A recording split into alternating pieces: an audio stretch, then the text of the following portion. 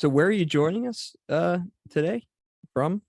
Well, I live about 15 miles outside the city of Oxford in a place called Charbury, which is one of the most beautiful places in the English Cotswolds. Okay. What's Yeah. beautiful about it? I can't necessarily see from it looks sunny, but I Well, can't see actually, from we're that about vantage. 5 miles away from the nearest main road. It's That's very nice. convenient for Oxford. We can get the train in. About 10 minutes, I'm in the Bodleian Library. Another hour, I'm in London. So it's very well connected, but it's very rural, Hmm. very peaceful. It's ideal for writing. Have you always been there? Oh, no, I was brought up on the outskirts of London in a place called Kingston upon Thames, which is where the Saxon kings used to be crowned in England in the early Middle Ages. And from there, I went to Winchester, which is another Saxon town. And I had a beautiful fluting treble voice, so I sang in the cathedral choir. Then I went back to Kingston. Then I went to the University of Sussex, which then was very new. It was a kind of interdisciplinary university. Hmm. And I read English and philosophy. I took an MA and then went out to Africa, where I was for 5 years. Then back to the University of Leeds in the north, then the University of London, then the University of Cambridge, then back to London. I've been very peripatetic, I have to tell you. And then at a place called the Open University, which is an open access university. So it's very egalitarian, Hmm. but also like the Sussex, where I went originally, very interdisciplinary. Wow. I actually studied abroad at the University of Leeds. That's it. I saw you did your year there. Yes. Yeah. Well, it was only about a half a year, 6 months. Where were you staying? I was staying at Liberty Dock by the Royal Armory, if you're familiar. Right. Okay. So sort of on the outskirts. I was one of those rare students who was fortunate enough to have to see the whole city every day going to Right. class. Did you travel by bus? Yes. Yeah. Yeah. As a visitor, that was still very romantic to me. By the Yes. end of it, by the Yeah. end of it, it might Yeah. have lost its appeal, but it was very Yeah. cool. Yeah. Yeah. Did you like it? I did. I found Leeds to be a really neat city. And I thought there were a lot of parallels to, I'm in Philly now, in Philadelphia. There Yeah. were a lot of parallels to Philadelphia and maybe even Baltimore. Right. There was something very, um, there was a grittiness to Leeds that I really appreciated. Yes. Yes. But where they say where there's muck, there's brass. In other words, Mm, where there's industry, there's lots of money. mm. So Leeds was built on industrial money. You could probably tell. Yeah. Yeah, but it didn't have it didn't have too much glitz to it. It wasn't a flashy city, from what I could No. tell. Oh no, not at all. No. Yeah. But it's got things going on like the Leeds International Piano Competition. Did you coincide with that, which is once every 2 years, which is one of Um, the main musical festivals in the world, actually? wow. And yeah, that's right. No, I wasn't aware of that at the time, but it did Yeah. have a very vibrant art scene, I found. Oh, yes. It's very cool. And I Yeah. was plugged in with a professor who was he's a Northern Irish poet, and he was always having And his bigger name? names. His name is Paul Mattern. Oh, yes, that's right. That's right. I mean, there was a lot of interest in Anglo-Irish literature in the School of English when I was there. Hmm. There's a man called Norman Jeffers, who was a man who was responsible for me going there. And he had a little group of lecturers lecturing on Anglo-Irish literature. A lot of them went on to make their names. Yeah. Wow. Um, so that's something of a little introduction from you. Thank you for that. I'm curious. I've spoken to a lot of scholars, but you probably have the most robust Wikipedia page. Oh, thank you. I'm wondering how even one goes about getting a Wikipedia page.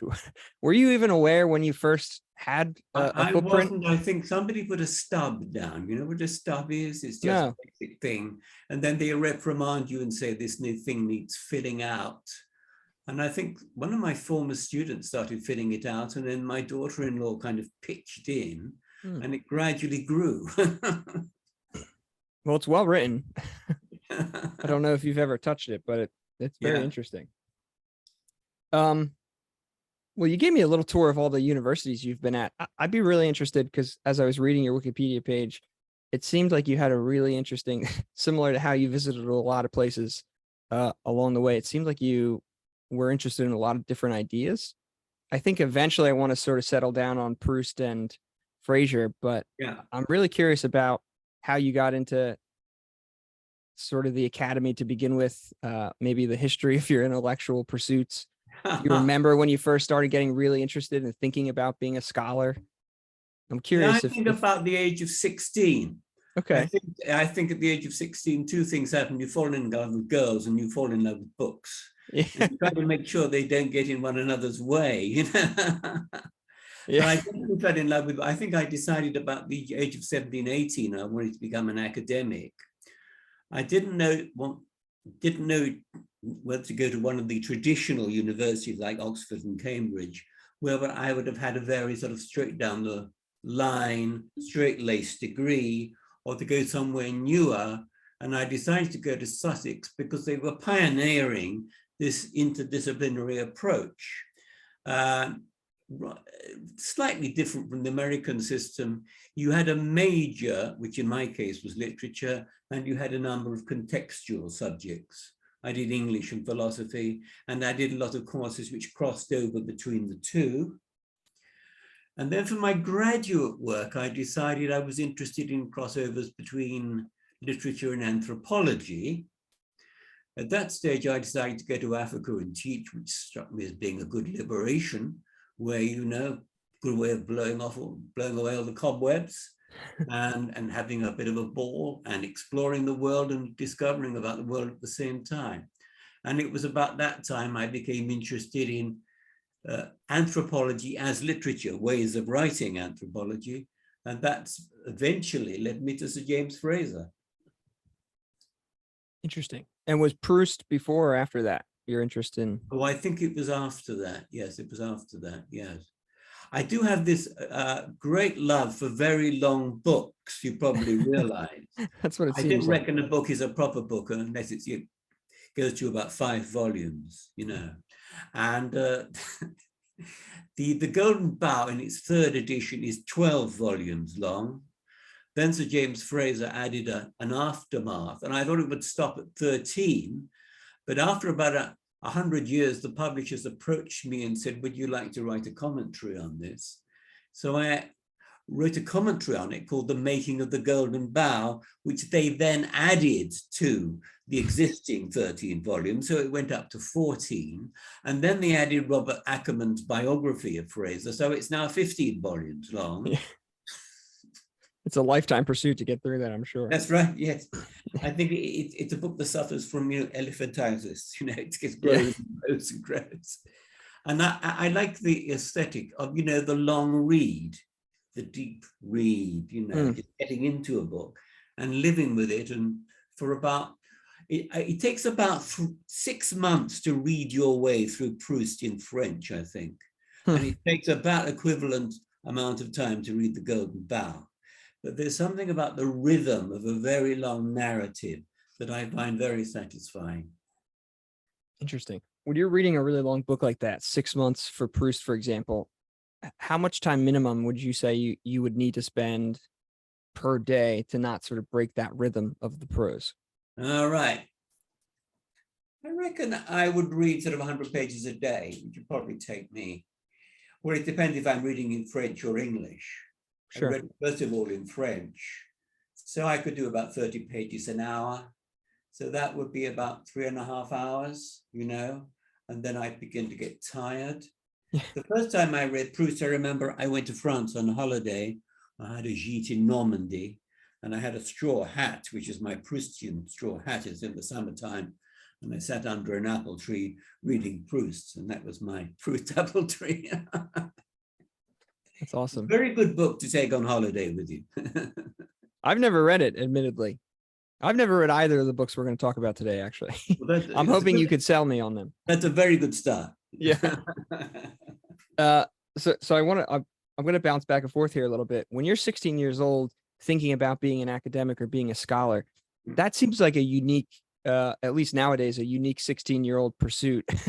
Did you have any models for scholarship? Because of course, Fraser is sort of, everything I've read about him, he's something of the paragon of the gentleman scholar. And sort of a scholar Yeah. to his fingertips. So it's I interesting don't. that you landed there eventually.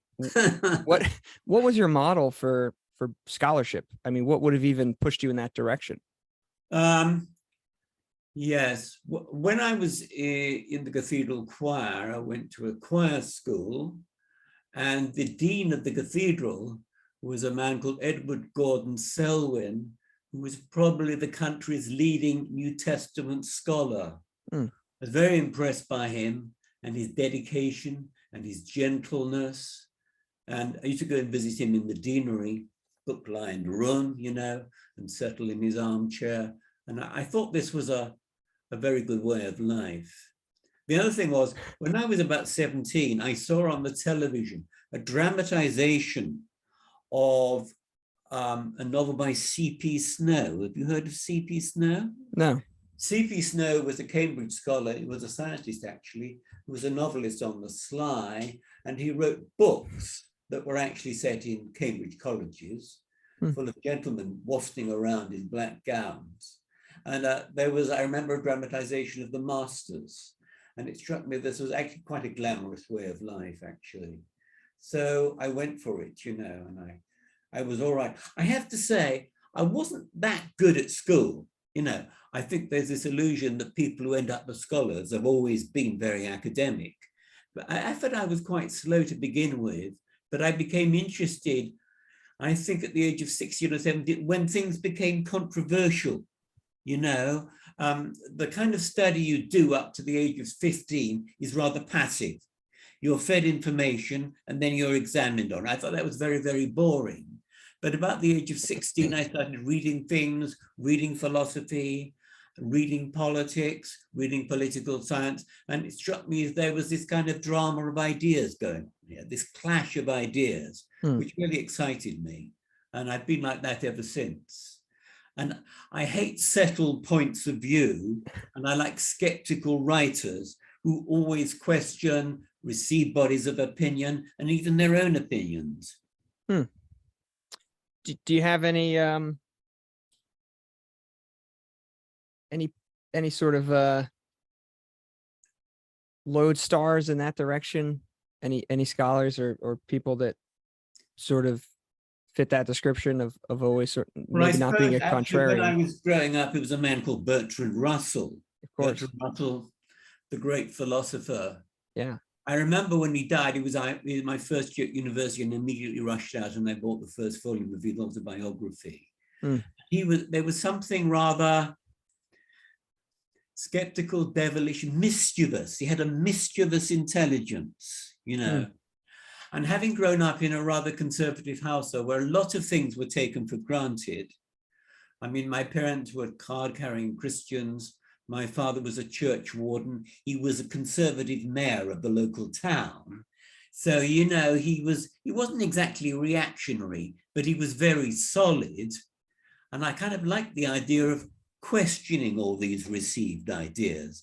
And Bertrand Russell, who used to appear on the radio in something called the Brains Trust, talking to people like Julian Huxley, he never took anything for granted. I mean, he used to just explode things all the time.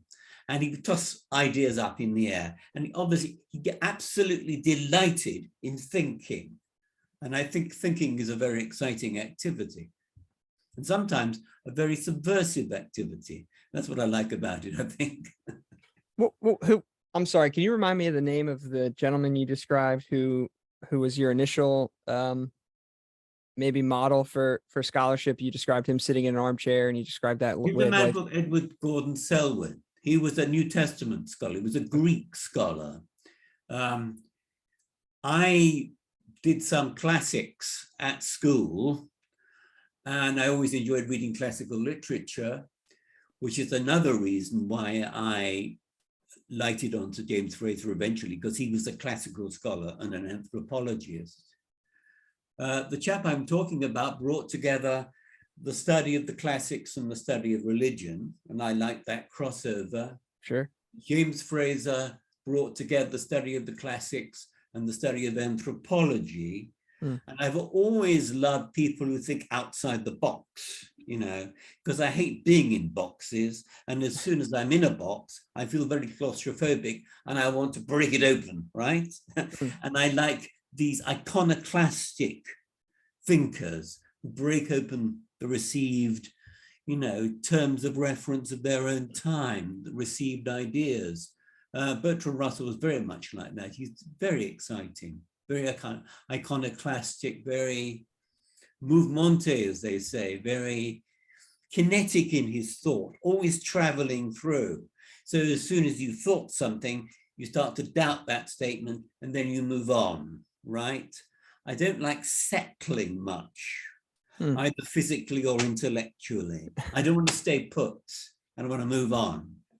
I love this idea of these two archetypes where you have in Edward Gordon Selman, the word that you used to describe him that stuck out to me was sort of very gentle.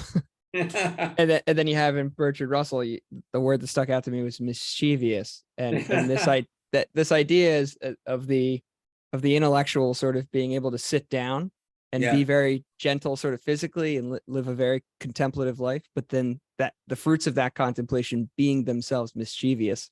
That's really interesting to me. That seems to track with what I read on your Wikipedia page. Can you tell me about Geoffrey Hill at Leeds? I think that stuck out to me because of my time in Leeds. Yes. Who was Geoffrey Hill? He has a prominent place on your description. Yeah, well, he was later knighted. He was a Geoffrey Hill FRS. He was arguably the greatest English poet of my lifetime. When I went to Leeds, he'd been teaching there for about 20 years.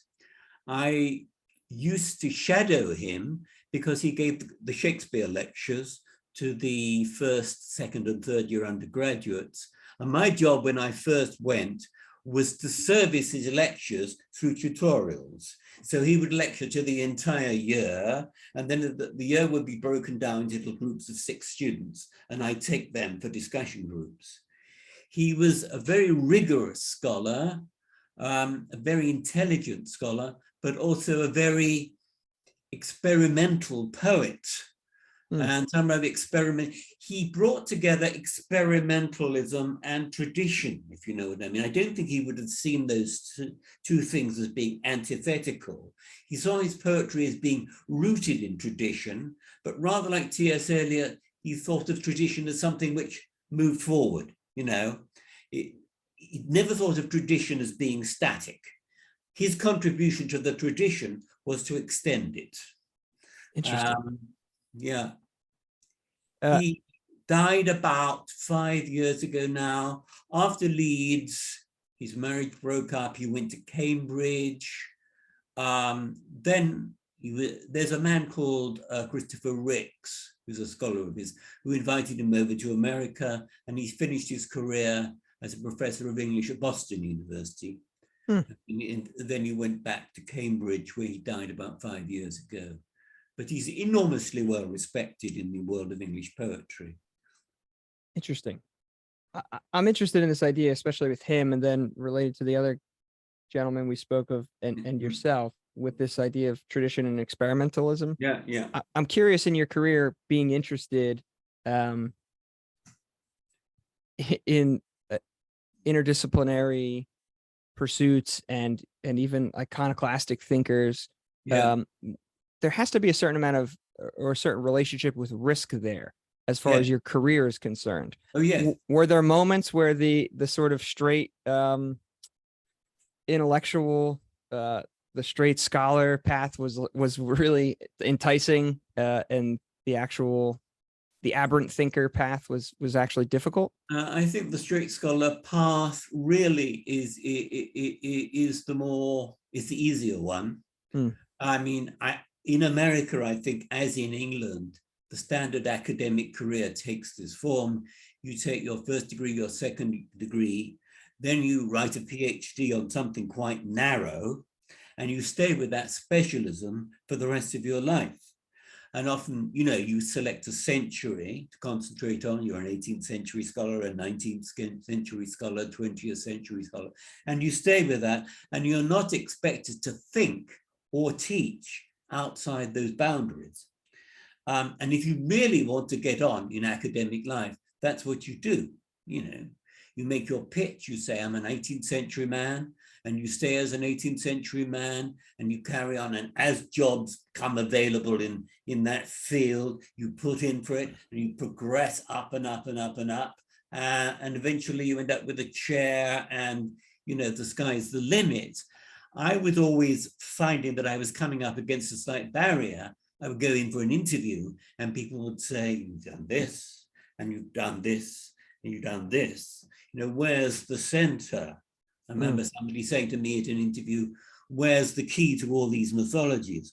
And I was saying, I think I've lost the key if ever I found the key. I'm not interested in locking anything. I'm interested in opening things up. And it doesn't serve you well, actually, career-wise. But I think I've had an interesting and diverse career. It hasn't been as vertical as it should have been. I had never been a steeplejack, reached the top of the chimney, but I sort of got there in the end. Do you think you need a key, running with that analogy a bit? Do you think you need a key to open things up? As long as you throw it away, yeah. What do you mean by that? Can you give me an example? There's a really interesting. That sounds really interesting to me. I've heard it before. Who is it?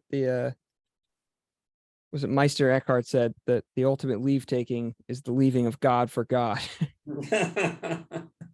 And I wonder if there's something similar with, scholarship, where as soon as you sort of alluded to this earlier, as soon as you start to feel settled, that's when you need to sort of shake things up. That's when you move on. Yes.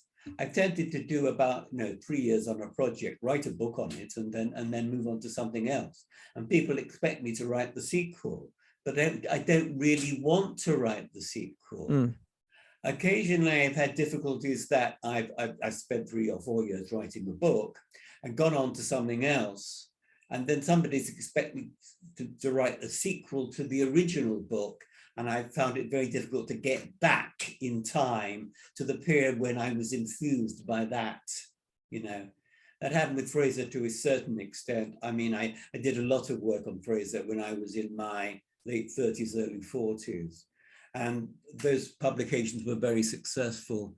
And people were always wanting to go back and re-edit things and this kind of thing.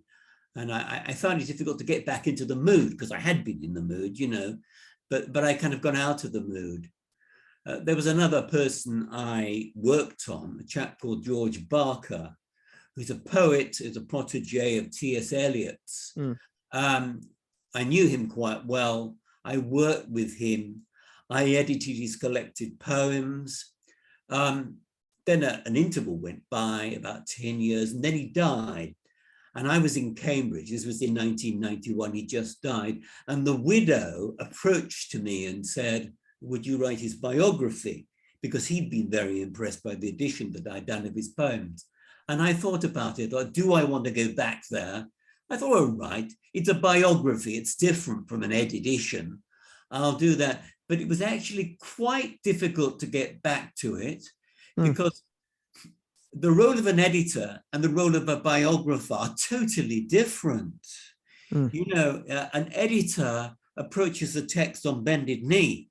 He's got to respect what he's been given. His job is to clarify the text and to be as true to it and to be as authentic as he can.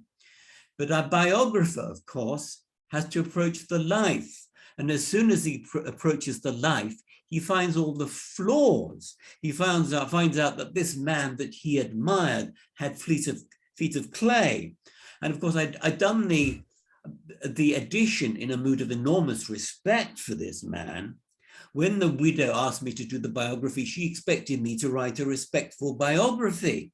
That's not what she got, because I found out about the things that he'd done. He'd hurt people, he'd been selfish, he was very narcissistic. There are lots of things about him that were actually not reprehensible, but which I had to be honest about as the biographer. And she didn't like it.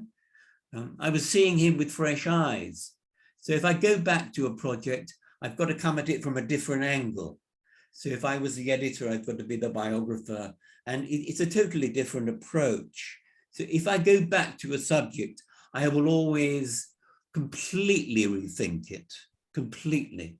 So if I went back to Proust, which I might do, then I would completely rethink my approach, you know.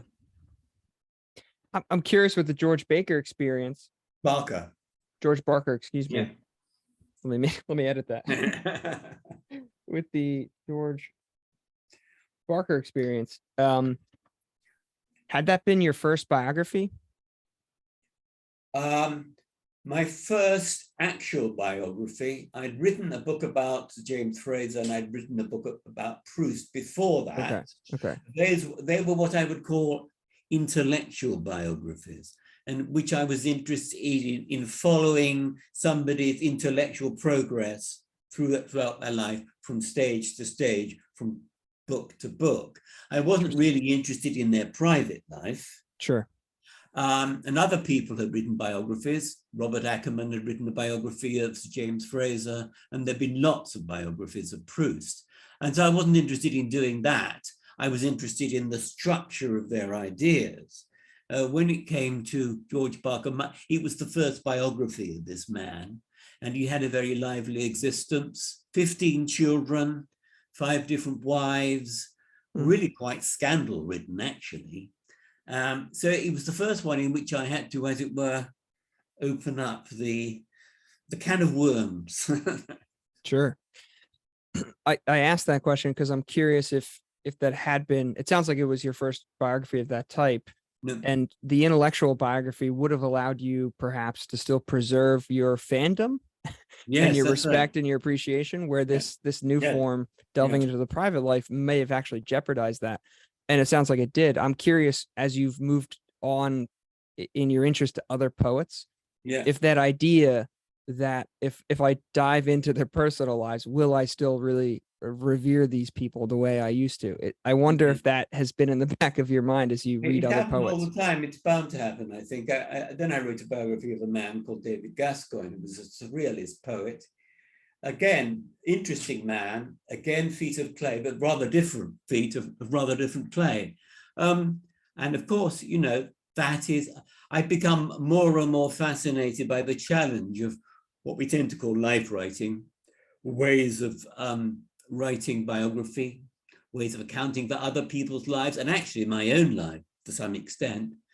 So I've moved on now. Currently, when I teach in London, and I teach a course in life writing. And I'm often find myself teaching people who are in the same position I was in 30 years ago. In other words, they're people often with a very strong academic background. Many of my students have got PhDs, but they're trying to break the mold. They know how to write a thesis. They know how to write a monograph, but they want to write a biography, and that's very different and much more personal. And they're relying on me to help them to find their own voice and to escape the trap of academic writing, which can be a trap, stimulating in its way, but it has its limitations. And I think if you become a biographer, there's certain habits you have to lose and others you have to acquire. And I'm teaching them to do that. That's interesting. Very interesting. Shifting maybe back to Fraser a bit. The book that you wrote was, as you alluded to, The Making of the Golden Bough, or The Origins and Growth of an Argument. I was reading about your interest in some of his more provocative ideas. And I guess I'm curious, what are the highlights of his not very provocative and accepted ideas? And then what are some of the highlights of his more provocative ideas? And I'm interested in revisiting sort of the balance between those things. And I'll come back to that after you outline those. Yes. I suppose I should set him in context, really. Can I do that? Please. Oh, please. He was a Scot. He grew up in Glasgow. He went to the University of Glasgow, where he had a very broad education. The Scottish universities in the 19th century were places where you could pick up what would now be called an interdisciplinary education. So he studied physics under a man called Lord Kelvin. He studied humanity, which is Latin. He studied Greek. He studied the whole range of subjects. Then he went to Cambridge and took the classics tripos in Latin and Greek. Did very well, got a first-class degree, then decided to do graduate work and wrote a fellowship dissertation on philosophy. So he moved on again. He wrote a philosophical dissertation on Plato, which was published in 1930, shortly before he died. And then he went back to the classics. He started editing and translating the work of a man called Pausanias. Do you know about Pausanias? No. Pausanias was a 2nd century Lydian Greek who traveled in Greece in the 2nd century AD, and he left the most cogent account we've got of all the classical sites. So if you want to know what Delphi was like in 150 AD, or Mycenae or Argos were like, you can go back to him and you can find very, very somewhat prosaic, but very detailed descriptions of all these sites, and also an account of all the legends and religious cults connected with them. So it's a very, very, very important source of information for students of comparative religion and archaeologists, and in Fraser's time, anthropologists as well. And it was while he was editing and translating that, what is called the description of Greece by Pausanias, he came upon an account of a cult to the goddess Diana, established on the shores of Lake Nemi, 12 miles away from Rome, that was still going in the 2nd century AD. Now, the priest of the cult who was also known as the King of the Wood, was appointed in a unique and extraordinary way. He was situated in front of an oak tree, sword in hand, open to all comers, and people would come and challenge him for hand-to-hand combat. And whoever slew him then took on the role of the King of the Wood and the priest of the cult. The most extraordinary rule of descent. Fraser could hardly believe his eyes and his ears, and he started investigating why. Why would you have this? Why would you have a priest and a king who had to defend himself sword in hand? And why would the man who slew him then become the king and the priest? This is very odd. And he started looking into it and looking at all kinds of parallel instances throughout the world. And the more he looked, the more he found, and this grew and this grew and this grew until it became the first edition of the Golden Bough, published in 1890. So originally it started really with a footnote to classical archaeology. It was something quite sober, that the more he looked, the more parallels he found. And he started developing something I suppose you would call the comparative method, which I think is very important in him. He will take an instance in ancient Rome, he'll take something in ancient Madagascar, then he'll go to Australia, and he'll find all of these customs and he'll relate them to one another. So it's rather exciting to read. He will float an idea, and then he will adduce examples from all over the world. And it's like a roller coaster, suddenly you're in the Pacific, then you're in the North Atlantic, then you're in the North Pole, then you're in Anglo-Saxon England, and you're back to ancient Greece, and he's following, this train of thought all over the world. And it's a very exciting read, and actually quite breathtaking.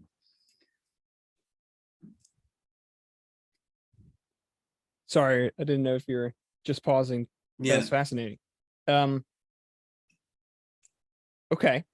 And from that, what are his, well, I want to ask about what are his more traditional Yes. traditionally Okay. accepted views are, but I have a few follow-up questions No. from that contextualization. Would I imagine there would have been something about that footnote that was singularly fascinating to him. And I Yeah. wonder if what you know about his biography would have lent itself to interest in that particular anecdote. So antidote. So um for example, I'm speculating here, but I wonder if his experience of monarchy Yes. would have just seemed so strange compared to this footnote that he's reading. Oh, Um, absolutely. Yes. I mean, in his time, of course, England and Scotland had had a joint monarchy since 1603 by a strict rule of primogeniture. That is, the eldest son of the king would have succeeded. We've still got that system, actually, and we've now got King Charles III, who, of course, the eldest son of Princess Elizabeth, of Queen Elizabeth. So it's quite an orderly kind of descent from generation to generation. Queen Elizabeth, who's just died, was on the throne for, well, from 1952 to 1920, 70 years she was on the throne. And it's quite, the British monarchy is quite settled. So it's quite disturbing to go back to a system whereby, monarchy was disputed and disputed violently, where the strongest ruled. And you could see also how these ideas meshed with ideas that were comparatively new in the late Victorian period about the survival of the fittest. mm, I mean, Darwin had written a book called The Origin of the Species, from natural selection. And the whole idea about that was that the fittest person or the fittest species actually conquered and superseded what had gone before. So in fact, what Fraser had discovered about ancient monarchy did rather mesh with contemporary to him ideas about Darwinism, evolution, and so on. And he was very interested in history. His whole idea of anthropology was diachronic. He was interested in what happened from stage to stage to stage. He wanted to see how things evolved. And this gave him a kind of, evolution gave him a kind of framework which he could arrange his examples around. And this helped him to structure his book, but also ultimately it was his downfall, because as evolutionary ideas fell out of fashion, particularly in social anthropology from about sort of 1920 on, so his ideas tended to fall into abeyance, and there was a reaction against him, which is something we must talk about when we get to the way that his ideas were treated and what happened to them after him, because there was a reaction against him, and then his ideas came back again in a new guise. fascinating.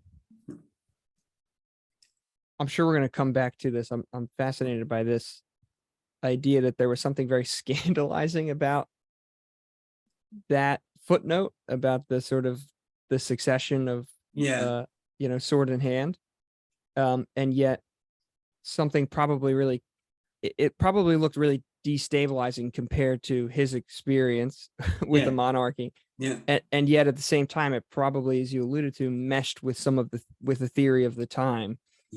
So there's this probably like, hey, this sounds crazy if this would have worked, but like maybe that kind of succession would have worked. That's fascinating. Okay.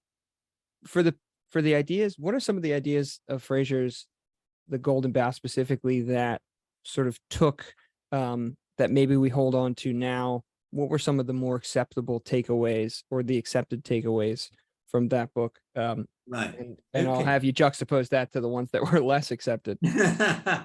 Yes.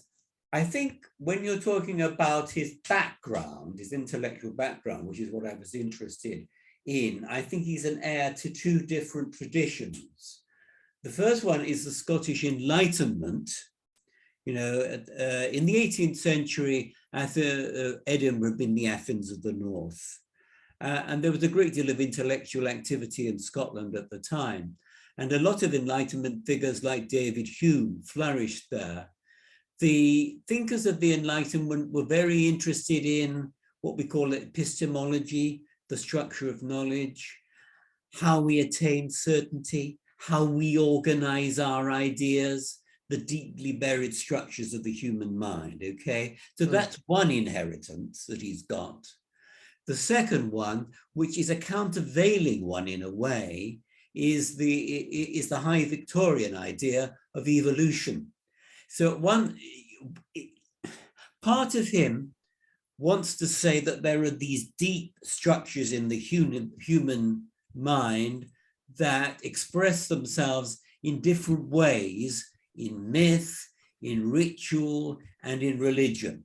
And these are constants of the human mind. They're deeply buried in the human psyche, and they come out in a variety of forms. Now, that is an unchanging model. It's a model of the permanent structure of the human mind, and it's an Enlightenment one. You find it in Condorcet, you find it in Voltaire, you find it in a lot of French thinkers.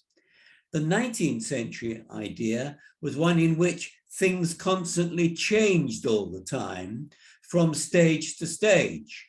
And eventually Fraser got this idea that there have been three stages to human progress, that originally people had organized their lives according to various magical practices. So there was a stage of magic, and the stage of magic was one in which people tried to magically intervene in nature to make it go their own way, all right?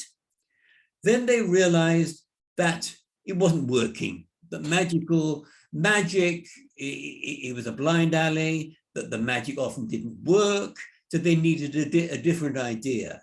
According to Fraser, then what happened was that people fell on their knees and they prayed to God. They prayed for divine intervention. And then they went into what was called a religious phase. So you had a phase of magic, followed by a phase of religion. And Fraser's idea was that by the late 19th century, which is when he was writing, this phase of religion was also falling into abeyance and was being superseded by a new age, which he called the age of science, which is the age to which he belonged. So it went magic, religion, science, and that was a social evolutionary model. And it moved on, it was diachronic. It moved on from stage to stage. The other idea, the 18th century idea, was that there are certain permanent properties in the human mind that always express themselves in different ways. So you've got a model of permanence, and you've also got a model of movement. And you find the two things clashing in his work, actually. Fascinating. And people weren't sort of scandalized by the the parts about magic. They weren't, or was it easy for people to say like, okay, people back then would have, yeah, I guess they would have believed in magic or some form of magic. Would people have been sort of upset by the idea that magic became religion? Was there something? I think there, oh yes, absolutely. There was a great backlash. Okay. Particularly from the Christian church, because Fraser was saying there's something called a survival, and these various stages survive into one another. So within the husk of a religious system, you've often got a magical core. Now, the prime example of that, of course, is the Eucharist, the Christian communion service, where, you know, the bread and the wine are supposed to be magically transformed into the flesh and blood of Jesus Christ. So, I mean, the Catholic doctrine of transubstantiation, which is a religious idea, has got a very magical core. And Fraser was also writing at a time towards the end of the 19th century when there was an Anglo-Catholic revival. and the Catholic Church was beginning to get on its feet again. And a lot of people were influenced by Roman Catholic ideas. And the whole idea, the whole notion, the whole theory that the most sacred ceremony in the entire, corpus of Christian ritual was based on a barbaric ritual was profoundly shocking to them. Yeah. Yeah. You said the Eucharist becomes the body and blood of Christ, and you left out tactfully that they then eat them. And then eat them. So there's an element of cannibalism going on. So, yeah. And I do think Roman Catholics like to think of themselves as being cannibals. Yeah, although I don't know if you've come across any of the work of René Girard, but he's particularly interested in the sort of the ritualization of the sacrificed scapegoat who then becomes exalted. And you have, interestingly, he's accepted by the church, which is fascinating to me because he seems so anthropological, which might be, might give us good hope. So, okay, so the religious community may have been scandalized by this, but interestingly, I imagine the way you describe that, from magic to religion to science, that the scientific community, maybe at the time and still, would be like, yes, here we are, we've arrived. Yes. and yet in Fraser, it's they were quite chuffed by this whole thing. Yes, they thought it was. They thought it was great, and they took him to their hearts, and they made him a fellow of the Royal Society of Science, and he was seen as being a kind of beacon of scientific enlightenment for a while, and he was seen as being a very forward-looking thinker. And so I think the success of the Golden Bough in 1890 was a combination between scandal and renown. In other words, he scandalized a lot of people, he shocked a lot of people, and as you know, shocking books sell. And because he was shocking, people bought him. But at the same time, he was obviously walking in time with the times. He was abreast of what was then seen as human progress. He was thought of as being an Enlightenment figure who was showing the way ahead. So he had this double reputation as being an iconoclast, but also a pathmaker. And as a friend of mine says, and on the third hand, that idea of I'm blanking on the word, but the carryover from magic to religion, the survival. The survival principle would necessarily relate to science, so there would be a magical core of science. Am I mistaken in that regard? No, you're not. No, that's a brilliant observation, if I may say so, for somebody who's never read the book. And actually, Fraser thought of magic as being a sort of primitive version of science, because it was a form of intervention in nature, and engineering is a form of intervention in nature. So I think he thought of magic and science as being on the same wavelength. The odd man out was religion. Interesting. Yeah. Before I ask why religion was the odd man out, before I ask that, I have to imagine that he was sitting in the Royal Academy of Science, sitting there thinking, well, I better not tell these people that I actually think that science is magic. So why was religion the odd man out? Because I kind of see how there's a through line there. It wasn't a technique of human intervention. It was a technique for him of self-abasement. Instead of relying on your own resources and thinking your way through problems, as a wizard did and as a scientist does in his laboratory, you fell down on your knees and you worship God, and you sought for an answer from outside the human community. And with part of him, he thought that was a kind of abnegation of human responsibility, because I think he thought that both musicians and scientists were taking their lives in their hands. They were intervening. They were trying to change things for the better. Whereas I think he thought of priests as being self-abasing and self-abased people who didn't try. They relied on a sacred book. They relied on received rituals. They relied on an intervention from on high. They didn't do it themselves. They wanted something to come down from the sky. That it fascinates me.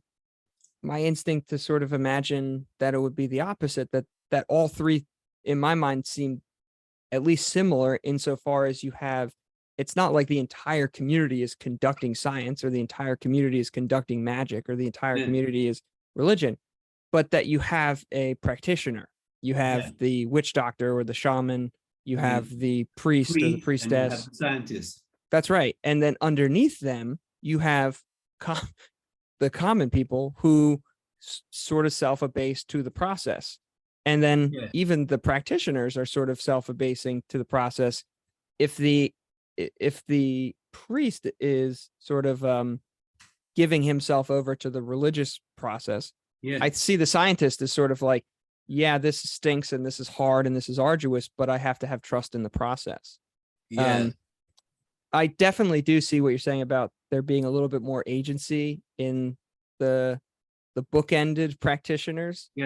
But I wonder, my mind goes with the religious people, the religious practitioners, that they would have been sort of crafting up the right prayers and trying to craft up the right interpretations of the texts.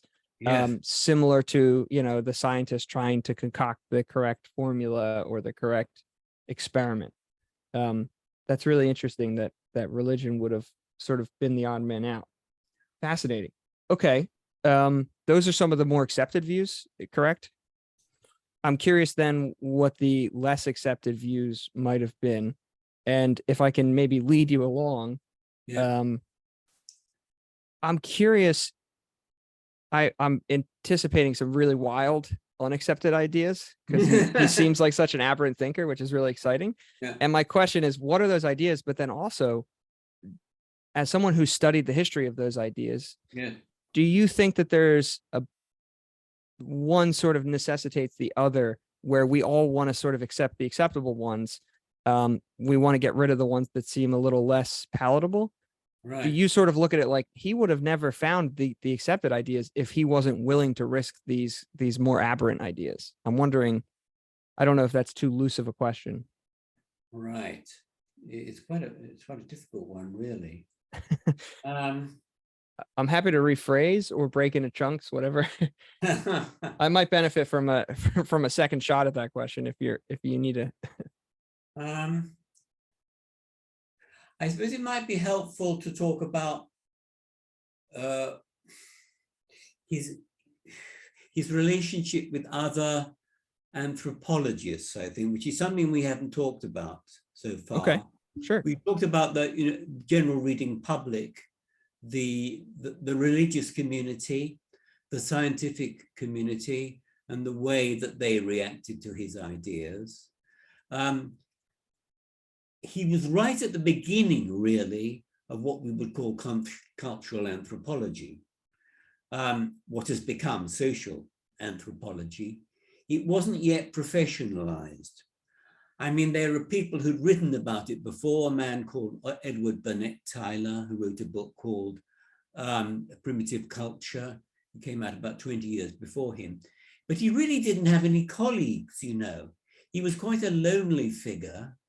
And what was strange and arresting about him was his ability to reach across from the classics to contemporary life amongst the Australian Aborigines, to Melanesia, then you go back to the Anglo-Saxons. The whole idea of ranging across so widely was quite threatening, I think, to specialists in these different disciplines, because they wanted to retain these things as separate.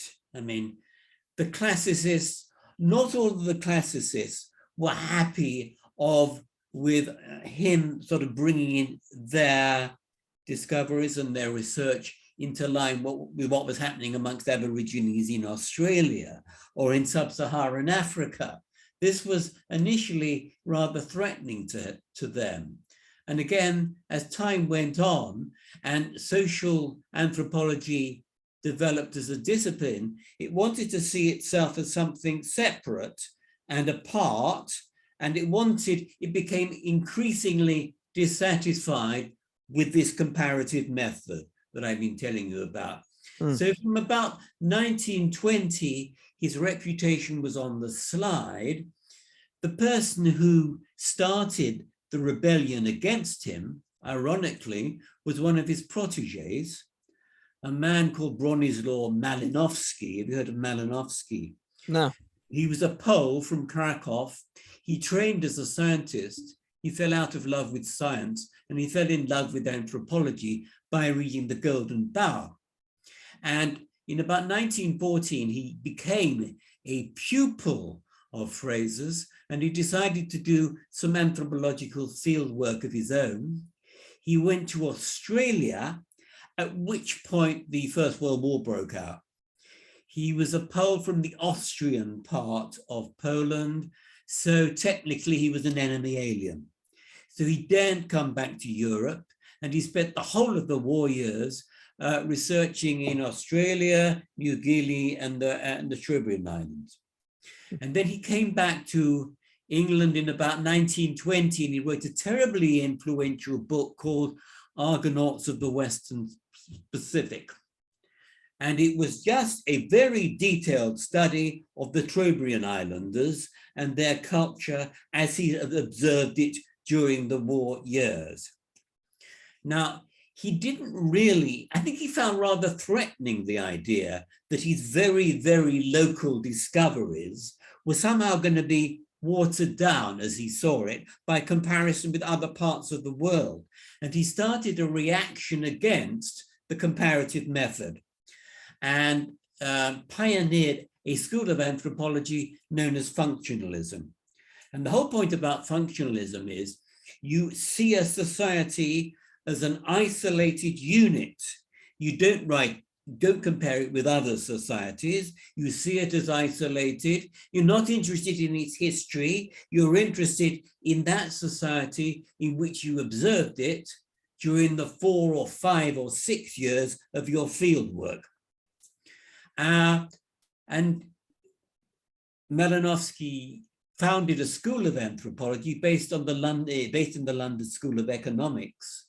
And he completely reacted against Fraser's ideas of comparativism.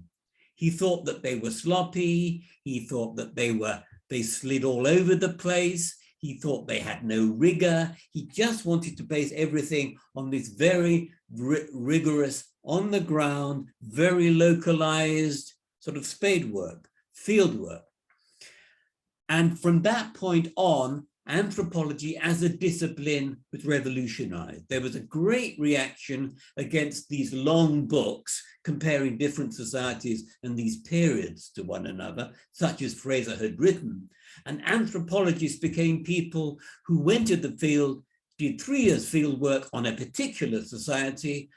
The more isolated, the better. And then they wrote up this society in a tight little monograph, and they didn't mention any other society, nor did they see that society as something which moved through time, which Fraser was. So Fraser's what we call diachronic model of moving on from stage to stage was supplanted by a synchronic model in which societies were seen as isolated, unchanging. And what was interesting to this school of anthropologists was to see how the various bits of that society fitted in with one another. So they regarded individual societies as isolated organisms. And as it were, they put them under the microscope. They examined them very, very minutely, but they didn't refer to the past of that society. They didn't speculate about the future of that society, nor definitely did they compare it with other societies. And Anglo-American anthropology for about 20 or 30 years was dominated by that point of view. It went on for a very long time. My first wife, in fact, studied at the London School of Economics in the early 1960s. And even then, which was 20 years after Malinowski's death, the first lecture in the first year in social anthropology was devoted to telling people not to read Fraser, because he will mislead you. He will make you into a generalist. You will start comparing things, and you won't do the nitty-gritty field work, which is what it is expected of you. So from that point on, Fraser's reputation strictly within social anthropology started to decline. Where at the same time, it was spreading elsewhere. It was spreading in literature, in classics, in other disciplines. But within social anthropology, Fraser became virtually a taboo name between about 1930 and 1965.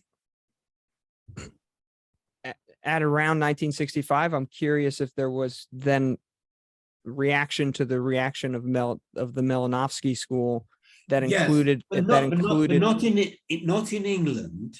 Okay, I'm wondering if it about included like a Jungian interpretation, because it seems like Fraser would have linked up interestingly with Jung's ideas of the archetypes, and that Malinowski's ideas actually might be remiss in part because they don't acknowledge that. Absolutely. Because he was interested in the structure of the mind, and he had a universal theory of the structure of the human mind, he was taken up very much in the 1930s, not by so much by not so much by Jung as by the structuralists, people like Claude Lévi-Strauss. Now, Claude Lévi-Strauss was very interested in kinship groups and the way the intellectual structure of kinship groups. He'd done his field work amongst Amazonian Indians and so on. And he was very interested in patterns of ideas, structures of ideas, as they manifested themselves in different locations. And so he found Fraser very, very useful, because Fraser gave him a way of thinking about the human intellect and the way that it relates to society. So I think Fraser's ideas, as it were smuggled in under the carpet in the guise of structuralism, and structuralist anthropology doesn't always acknowledge Fraser, but there's a great deal of Fraser there. Claude Lévi-Strauss is endlessly referencing Fraser, and Lévi-Strauss's influence was dominant in continental social anthropology, not only anthropology, but in literary criticism and so on, and the humanities for a long time, between the sort of mid-60s and the end of the 20th century. So Fraser, although people didn't always acknowledge Fraser, Fraser's ideas were circulating, but often in an unacknowledged way. So I think that's carried on. Can I just turn the light on? Yeah, I can't help but notice that it's gotten dark behind you, and so I'm aware of the time. Look at that. Now I think what's happened since then is that Lévi-Strauss influenced a later development, the evolution of what is now often known as cognitive anthropology. And cognitive anthropology is a school of thought that's come along really since the millennium. And it's particularly interested. Well, Roy Dandrad, who's the scholar from America, wrote a book called The Development of Cognitive Anthropology. And he defines cognitive anthropology in this way. He says, it is the study of the relation between human society and human thought. Now that's Fraser's theme. You know, it's coming back again. Interesting. And in that book, does he reference Fraser explicitly? No, he doesn't even mention it. Does he? He mentions Lévi-Strauss. You see, I think Fraser's influence has been carried forward to the 21st century via structuralism. That's what's happened. But a lot of social anthropologists are rather ignorant of the history of their own subject, so they don't realize that Levi-Strauss's ideas are based on Fraser's at all. There's no reference in this book to Fraser, and yet, his influence is written all over it. Sometimes people are recycling ideas and they've no idea where they came from. Yeah. Well, if I use, sometimes you get a cup, right, or something from a store, and it'll say, 100% recycled. Yeah, exactly. And I have no idea where those materials came from. I wonder if sometimes intellectually people pick things up, as you sort of suggested, and they just really don't know where they came from. Yeah, and Roy Dandrag talks about something called agenda hopping, particularly within social anthropology, that every generation that comes along, they rubbish the previous generation because they want to make room for their own ideas. But in rubbishing the previous generation, they don't realize that the previous generation's ideas are based on something still older, which they don't even know about at all. And in fact, they're repeating ideas that were actually quite current 70 years ago. Yeah, interesting. And I can't help but think that I don't want to make a straw man of Malinowski, but it seemed the way that you portrayed that, at least, that he was particularly interested in making room for his own ideas. But then might have accidentally set off this sort of relativistic reaction. Yes, that's right. I wonder, it seems so paradoxical, especially now. I mean, that seems to carry through to today, where we have this conflict, seemingly internal conflict, where we want to say that everybody's the same, right, and everybody deserves the same things. Yeah. And yet there's this emphasis on relativism where, please don't compare groups, that, that's sort of like a faux pas. Yeah. That's interesting. I don't know how you sort of square those two. Well, I'm aware of the time, so I don't want to go over. If you don't mind, one more question. You said at the beginning that you're really interested in the drama of ideas and the clash of ideas. Yeah. What ideas are sort of circulating today or in vogue today that you don't see getting enough pushback, that you think are sort of waiting, or you're waiting for people to start to push back on and challenge appropriately? I suppose the whole idea of political correctness is becoming very worrying in England, because it strikes me that censorship is coming back in a new guise. And I don't know whether in American campuses you have things like, safe spaces and trigger warnings and that kind of thing. I grew up with the idea in universities that you read everything, There were no barriers, there were no banned books, there were no trigger warnings. The more risky, the more threatening a book, the more exciting it was, and the more you should go to it. And the first book you should go to is a book that challenged your ideas. But now there seems to be a protective idea that students are kind of, delicate organisms, that you don't challenge them because they might burst into tears or something. And in universities, this idea of protecting ideas and not challenging them is becoming more and more dominant. And it seems to me to be a very regressive tendency. And it's becoming more and more dominant. And people are questioning it, beginning to question it very much. And the people who begin to question it very much are sometimes written off as very right wing. I don't think they are right wing. I think what they're trying to do is protect freedom of thought. And it strikes me that freedom of thought is very much threatened. Is that true in America, do you think? Definitely. No, I definitely see that. And in fact, there are some English intellectuals, I think Douglas Murray comes to mind, where I see people interestingly scandalized here, where they'll sort of whisper to you, have you read anything by Douglas Murray? Or sort of handing off the book really privately, and you think isn't that an interesting sign, right? Or there are some American intellectuals that get the same sort of whisper. Thomas Sowell comes to mind, or John McWhorter, who writes for the New York Times, and so in my mind is clearly not right wing. Yes, that's right. I think a headline this morning. I can't remember if it was the New Yorker or the New York Times. It was just sort of recommended in my news feed. And it said quite literally, I think if I'm remembering correctly, should there be trigger warnings before Ovid's Metamorphoses? Yes. And there was a translation, I guess. There's a new Yeah, translation that I guess is so yeah, descriptive and sort of speaks to some of the innuendos in the language, in the yeah. original language, that now, obviously read as really aggressive or sexual or violent or whatever they might be, or maybe a combination, where people are sort of saying, should we include a trigger warning on this? Um, and I don't know what to do with that. I don't know what to do with that. And it seems to almost suggest that if you are going to Ovid's Metamorphosis or an older text, that you should expect not to be scandalized. And yet the old great books seem to be like the most scandalous books. It just seems like we're so estranged from what ought to be appropriate expectations of those books or of those ideas. Well, I think I lost you.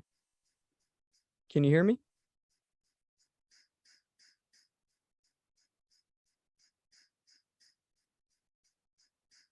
Hmm. Can you hear me?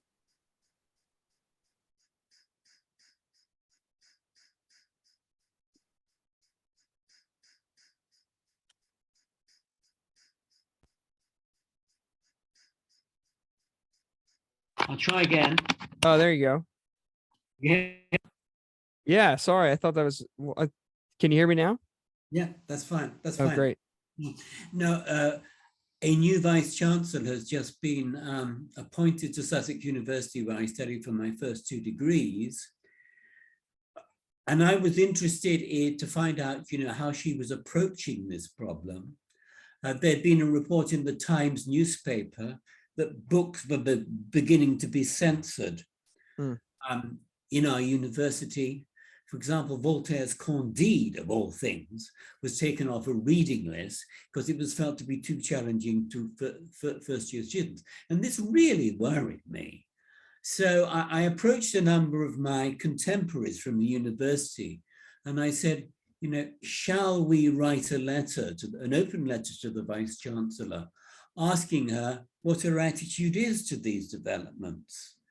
And eventually, I got a group of about 3 or 4 of us together. A couple weren't actually willing to join in, Hmm. either because, they were very PC and didn't want PC ideas to be challenged, or the opposite. But I wrote a letter and I said to her, what is this? What is happening? Because there'd been an alarming case in the university last year where a philosopher, a lesbian philosopher, had written a book challenging the trans lobby, not really opposing it, just asking questions about, for example, was there a biological difference between men and women? And just opening questions about gender choice. She wasn't sacked, but life was made so difficult for her that she had to resign. Hmm. This was very worrying, that a philosopher whose entire job is to question ideas, Sure. as soon as he starts questioning an idea, has to move on. So we confronted her with this and said, what would you do in an equivalent situation? And I'm afraid we got a rather equivocating answer. Hmm. So really, watch this space. Let's see what's going to happen. But I it is can't. worrying for me because my entire attitude to everything is based on intellectual challenge, intellectual conflict, confronting difficult questions. Hmm. Suddenly you've got a lobby which sees itself as advanced that seems to want to close discussion down. Yeah, that is peculiarly, seemingly regressive, as you said. I can't help but think. I don't know if you're familiar with Parsifal by Wolfram von Eschenbach. I don't Oh know if yes, yes, that's right. Yeah, there's this incredible moment where the first time Parsifal actually gets to the Grail castle, yeah, he sees the Grail King, who's been sort of speared uh, in the crotch. yeah, And so there's this wasteland motif, as you'd be yeah, familiar with knowing George Barker and Eliot. But there's this wasteland motif, and um, that seems to be what Parsifal's trying to sort of deliver the community from and himself from. yeah, And he looks at the Grail King, but he sort of remembers his education yeah, as a knight, and his education forbids him from asking questions. yeah, And so he tries to just, suppress his instinct and walk by the Grail King, and the Grail King sort of calls him out on it and says, how dare you hold that back? If that is sort of coming out of you, you should have expressed that. And the Grail King sort of turns into an old witch.